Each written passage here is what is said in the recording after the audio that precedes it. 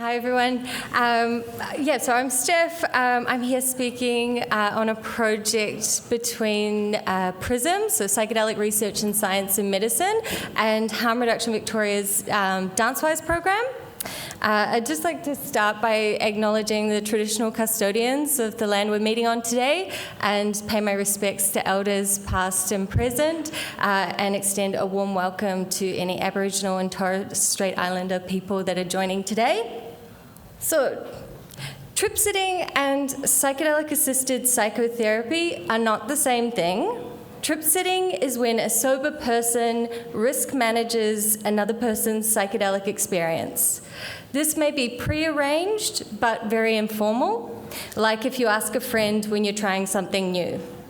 Having a pre-arranged trip sitter means there's an opportunity to set an intention and discuss boundaries and expectations.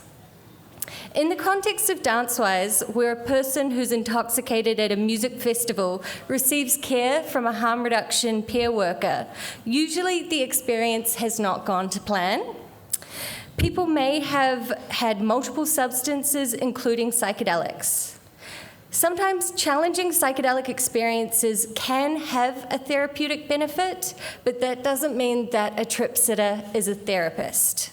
The trip-sitting principles, which I'm sure many of you have heard before, developed by MAPS and the Zendo project, create a safe space, sit, don't guide, talk through, not down, and difficult isn't necessarily bad. A trip sitter can serve their role without needing to move or say a word, and by simply witnessing another's psychedelic experience, ready to intervene if necessary. By contrast, psychedelic-assisted therapy is talking therapy, where a person's tolerance for addressing their trauma has been aided by a psychedelic compound. Both trip sitters and PAP therapists are psychedelic carers, and I believe familiarity with the psychedelic experience is important for any psychedelic carer. So just some background regarding PRISM. So PRISM is a registered charity that initiates, coordinates, and supports formal research into the application of medical psychedelics and related technologies. PRISM supports the research of psychedelic-assisted treatments. PRISM was formed following a workshop at EGA back in 2010 and was in response to Rick Dublin of MAPS making a funding pledge for an Australian MDMA study. PRISM was founded by Martin Williams, Stephen Bright, Steve McDonald, and Jonathan Carmichael back in 2011. DanceWize offers health interventions, harm reduction education, and disseminates health supplies at music events and festivals. DanceWize is a grassroots peer-based initiative created in 1995 in Victoria.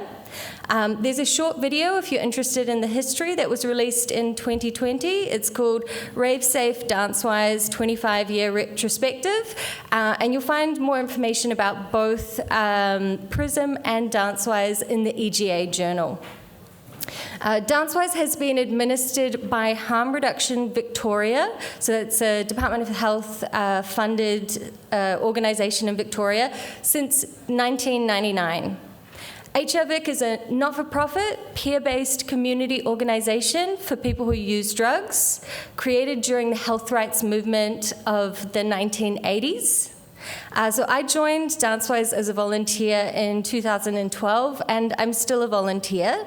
I had the privilege and responsibility of managing the DanceWize team between 2017 up until last year. And it was through that role that I developed connections with PRISM and EGA. And the focus of this talk is the partnership between HRVIC DanceWize and PRISM. I'd like to acknowledge the ongoing work that HRVIC DanceWize does under the leadership of its CEO, Sione Crawford, and the current DanceWize coordinator, who many of you will know very well. That's Nick Wallace, who will be somewhere around here today. And of course, the team of DanceWize volunteers, who are excellent role models for people who use drugs. To anyone out there who's interested in psychedelic harm reduction, please also be informed and support harm reduction more broadly, as it is a chronically underfunded sector that does so much good community work. I also just like to say I'm using the word drug or drugs throughout my talk, and I mean that with respect for the medicinal properties of drugs as well. It's just the term I'm using. Cool. So the DanceWize team, they are made up of what we call key peer educator and carers. They are people who have lived experience of drug use within music and festival settings, who apply to HIV DanceWize. They're interviewed and inducted as team members. The KPEs are trained in first aid, mental health first aid, drug classifications education, so it's legal classifications, pharmacological classifications, basic neuropsychopharmacology, psychedelic support training, which was enhanced by the PRISM partnership. I'm going to go into that in more detail. Overdose prevention and response, including the use of naloxone. Needle and syringe program and safer injecting practices. Bloodborne virus and STI education, legal training, responding to sexual assault in festival settings, as well as on-the-job training and supervision. So the DanceWize program captures two main types of data. So there's care interventions, where a duty of care is assumed for a person. A care log is kept based on a screening system, working under a health emergency management plan created by Ambulance Victoria, which is the statutory appointed health commander at any event on site. And DanceWize works very closely with the on-site health provider while a person is in care. The person in care log is a living document. It's de-identified, and it captures demographic information about the person in care. Specifically, it notes their first name or just a pseudonym, an approximate or disclosed age, gender expression or disclosed gender, description to identify the person while they're in care, which could be as simple as wearing a panda suit sitting in the orange beanbag. But once a person leaves care, these are anonymous records, as DanceWize doesn't capture any identifying or re-identifying details. If a person has a support with them checking in, the phone number of that person cannot be recorded on the person in care log, because that risks re-identifying the person. Other information that is captured is the nature of the presentation. And because of the role of DanceWize, that the majority of people that come into care, it's because of alcohol and other drug presentations, including people who are having challenging psychedelic experiences. These presentations often involve polydrug combinations and are influenced by the environment, such as weather and other factors relating to a person's biological and psychological state of being. The signs of a person, and so just down the bottom here, this is examples of 3 of the screening codes that are used. So the signs of the presentation, or what a carer or trip sitter can see, are noted with reference to a coding system used to screen people that come into care. It's similar to a triage system, as it provides a way of organising the kinds of needs people have when they come into DanceWize care. But triaging is a protected role, and it's the responsibility of an appropriately qualified registered health professional working with the on-site health provider. This means that the relationship between the on-site health provider and the peer-based harm reduction service, or in this case DanceWize, is very important. Sometimes there can be culture clashes between the health provider and the peer-based service, similar to any emergency medicine and community health care model. If a person is at risk of serious harm, the health provider must be notified. The coding system essentially recognises severe, moderate, and mild physical and mental health signs and symptoms. The person in care form captures the progression of a person's health status while in care, any changes, and steps taken. DanceWize also records the time in and the referral pathway into care. The most common pathway is self-presenting or being referred by friends or peers.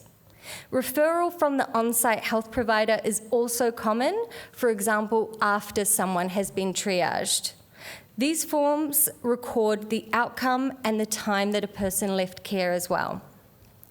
And just touching on the other data set that DanceWize captures, which is brief interventions. A brief intervention is essentially an education exchange on topics such as drug effects and harm reduction strategies. These exchanges often include the provision of resources, including hard copy pamphlets, but also sexual health supplies, sunscreen, and as a program of Harm Reduction Victoria, DanceWize is registered as a needle and syringe program outreach service. So Australia was a world leader in harm reduction when NSPs were introduced in 1986 to curb the threat of HIV transmission. Today, access to sterile NSP equipment is still critical to reduce bloodborne virus transmission among people who inject drugs. Another way that NSP equipment is used, which is more common in music event and festival settings, is just a barrel without the needle to measure precisely a drug like GHB. So in some years, DanceWize may record more than 1,000 people in care attending more than 40 events, and tens of thousands of brief interventions, so education interventions. If you want to find out more details about that, you can check out Harm Reduction Victoria's annual reports on their website. Okay, so in 2013, just 2 years after PRISM's establishment and 6 years before PRISM partnered with St Vincent's in Melbourne to execute Australia's first clinical trial involving psilocybin for end-of-life anxiety, PRISM co-founders and current directors Dr. Martin Williams and Dr. Stephen Bright approached Harm Reduction Victoria to offer enhanced neuropharma training for DanceWize and to volunteer their time on the front line as harm reduction workers at events where psychedelic use was expected to be more frequent. This is because PRISM has always recognised and respected the reciprocity between psychedelic harm reduction and psychedelic-assisted psychotherapy. This led to PRISM and DanceWize being in a partnership where each year, between 2014 and 2019, PRISM representatives were rostered on each shift at a large-scale multi-day festival that DanceWize was engaged to deliver harm reduction services at as part of the Health Emergency Management Plan. Okay, so there was an evolution of the training, the psychedelic support training that DanceWize volunteers got because of the partnership with PRISM. So there's a lot of information that's relevant to the psychedelic experience, which means the learning and development opportunities for trip sitters is continually being updated by new information and resources. Clinical trials involving psychedelics have protocols that have an influence on all forms of psychedelic caring.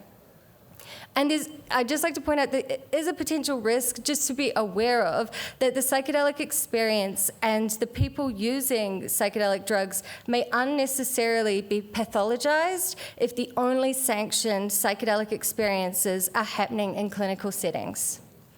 So here's a list of some of the educational influences that have driven the development of DanceWize's psychedelic support training for their team of volunteers. So the Zendo project, there was Kosmicare back at Boom Festival in Portugal from 2002, which involved maps, and then the Zendo project, their manual came out around 2012. A few years before that, I think it was 2009, this video came out. Can I get a show of hands of anyone that's seen this video? It's only 8 minutes long, and yeah, I think it's like a cult classic now. 2015, there was the Manual of Psychedelic Support, which was a collaboration of, I think, over 40 different psychedelic harm reduction organizations from around the world. And I've just got this book here, By Mark of the Kosmicare Association, which I think was translated from Spanish into English this year, and just like teaching about integration as an important harm reduction tool as well became something that was really important for the DanceWize training. So back in 2012, your average DanceWize volunteer would watch the 8-minute video, the MAPS video, have a discussion like among their team of peers about, I find this works well when I'm trip sitting, and etc. So it was that social learning kind of environment. But it did evolve with the relationship with PRISM to include a lot more content about the neuroscience, the psychology, the pharmacology of the psychedelic experience. So not every peer-based harm reduction worker needs to understand all those dimensions, but that information is there and available to them to enhance their background knowledge of psychedelics. Okay, so getting into the data.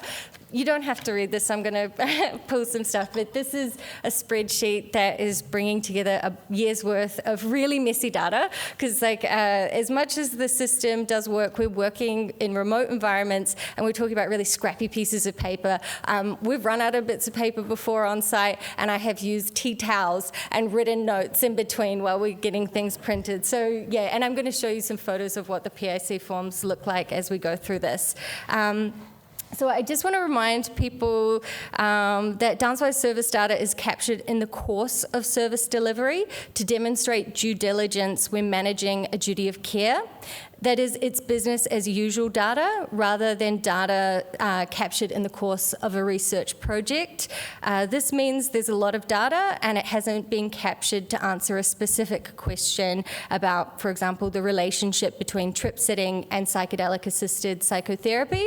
However, I hope that investments are made to do archival research because, yeah, it's a little bit of a treasure trove in my opinion. With that said, we can still consider the data that's here in a meaningful way to demonstrate a fruitful partnership between DanceWize and PRISM and positive health outcomes for people having challenging psychedelic experiences. So, for example, here's some figures to provide you with an overview of the scale of PRISM's contribution to DanceWize's service delivery at one particular music festival over 6 consecutive years. So 780 hours of PRISM shift work done for DanceWize. That's 130 6-hour shift slots that were filled between 2014 and 19 by PRISM volunteers. And the total, that's 780 out of a total of 3,546 volunteer hours done by DanceWize volunteers or the DanceWize team at this one event over 6 years. And as I said before, DanceWize in Victoria goes to up to about 40 events in a year. So it's an incredible amount of volunteer hours that goes into this work. 830 people in the care records between 2014 and 2019. So 830 people in DanceWize care, and a steady increase in the scale of DanceWize operations over this period, which related to the festival's growth from about 12 to 20,000 people over the years. So of those 830 people, 426 psychedelics were noted as being involved in 274 presentations. So that's about a third of all people that came into care at this particular event had at least one psychedelic on board. LSD was noted in just under 250 of those people in care records where psychedelics were involved. While each year the partnership was delivered at the same festival, each year it's a new group of patrons, there's various trends, and essentially a new temporary world is created each year. So sometimes there's particularly hot weather and that might have an impact. The unregulated nature of drug markets also means novel substances or adulterated drugs are constantly in circulation. So that's always having an impact as well. It has a significant role in the nature of DanceWize presentations. So we're going to consider some examples relating to the partnership on different years, as well as considering some specific care interventions as vignettes of people presenting for psychedelics and receiving care from PRISM volunteers. So I've just pulled things that I thought were interesting, but like I said, this is something that it would be great if people did archival research and did specific projects with the data. But first, we're going to look here, and if you can spot it, that's me and baby Nick up at 2014 at the pre-rainbow event that they have each year. A little post saying we're going to rainbow, and this is the map, and this is what the roster looked like. And it's just a row with the number of a team leader, a couple of key peer educators, and a PRISM key peer educator. It was really neat. We made sure there was one on every shift the first year, but the way we did the roster evolved over the years. So 2016, what have I got about these two? So in 2016, DanceWize provided care for 157 people, and 68 of those presentations involved psychedelics. So there's a couple of examples, a couple of people in care forms that I've got here where the people in care were supported by PRISM volunteers, and these were by no means the only people that came into PRISM's care. It's just a couple that I think highlight a couple of interesting interventions. So with one example, the person unintentionally consumed LSD when they thought they were drinking from someone else's water bottle. Yeah. They were referred to DanceWize by the on-site health provider. The PRISM volunteer was able to provide the health professionals and the person having the experience with detailed information about what to expect and the time trajectory for their experience. Knowing what to expect is a useful tool to de-escalate a challenging psychedelic experience. The person was in care for 2 hours during the peak of their LSD experience, and then they were able to leave with the support of their friends.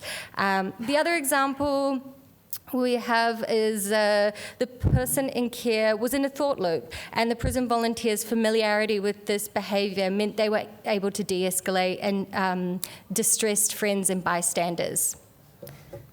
So jumping to 2017. So in 2017, DanceWize provided care for 215 people. 83 of those presentations involved psychedelics. 12 of those 83 presentations involving psychedelics were primarily assigned to PRISM volunteers who provided almost 37 hours of trip sitting, like one-on-one or more than one person exclusively caring for a person in care over the course of the festival. If you consider this graph, it shows the total number of substances involved in those 12 presentations. 10 involved LSD, and you'll see the majority involved polydrug use. That's why the total number of substances is much greater than 12. And 2019. So these records, these 5 records that you can see, the scrappy bits of paper on the slide, these records are of people who came into care around 4 p.m. on one single hot day on a Saturday of this event. All 5 had LSD. 4 had polydrug combinations.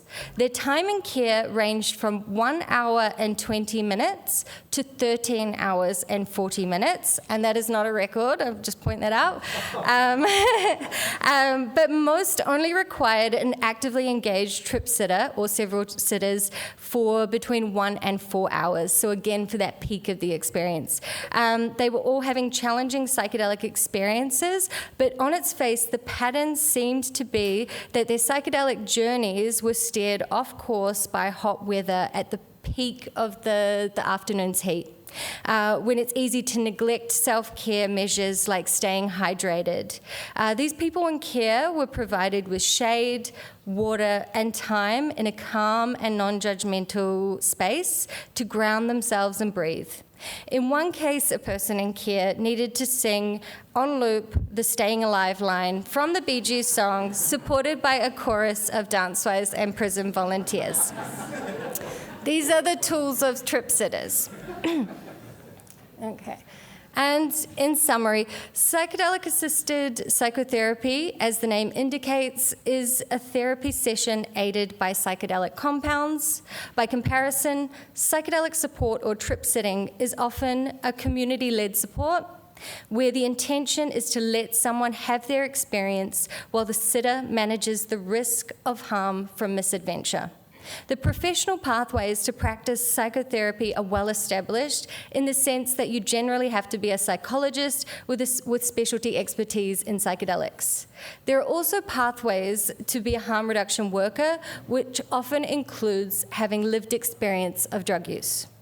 Within the current context, where across Australia there is a proliferation of clinical trials using psychedelics to support psychotherapy, volunteering with a peer-based harm reduction service like DanceWize provides a unique opportunity for those interested in a career in psychedelic therapy to get on-the-ground experience with individuals in altered states. So in Australia, as well as Harm Reduction Victoria's DanceWize program, there's also DanceWize New South Wales, which was established in 2017 and is administered by the New South Wales Users and AIDS Association. There's been a pilot of DanceWize in the Northern Territory that's led by the Harm Reduction Working Group up there and led by ADANT, which is the Peak Alcohol and Other Drug Treatment Org in the Northern Territory.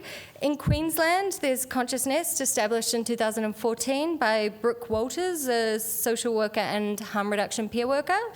So as we come closer to establishing training and a regulatory framework for health professionals who seek to practice psychedelic-assisted psychotherapy, we should remember that psychedelics and the people who use them have knowledge to share that can inform psychedelic-assisted psychotherapy and promote health too. Great.